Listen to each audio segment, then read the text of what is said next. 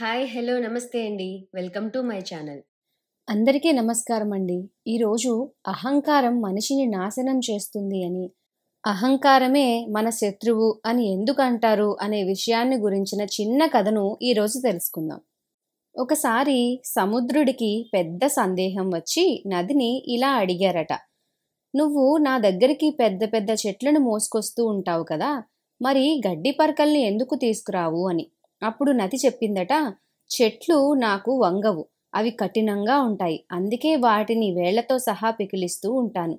కానీ గడ్డి పరకలు వేరు. వాటికి అణకువ తెలుసు. నేను మహోధృతంగా ప్రవహిస్తున్నప్పుడు నా వేగానికి బలానికి అవి వినయంగా తలవంచుకుంటాయి. అప్పుడు వాటి ముందు నా వేగము శక్తి ఓడిపోతాయి.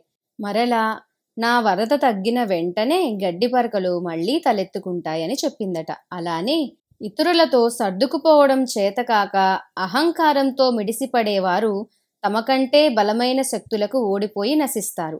వినయంతో ఇతరులతో సామరస్య భావనతో జీవించేవారు ఎటువంటి ప్రతికూల పరిస్థితులనైనా తట్టుకుంటూ 10 కాలాల పాటు జీవిస్తారు అని చెబుతుంది.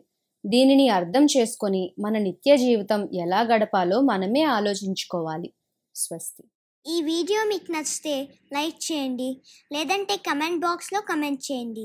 బాగా నచ్చితే అందరికీ షేర్ చేయండి.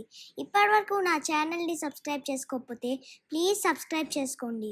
మీకు నోటిఫికేషన్ రావాలంటే పక్కన ఉన్న బెల్ ఐకాన్ని క్లిక్ చేయండి. Thank you for watching. Bye bye.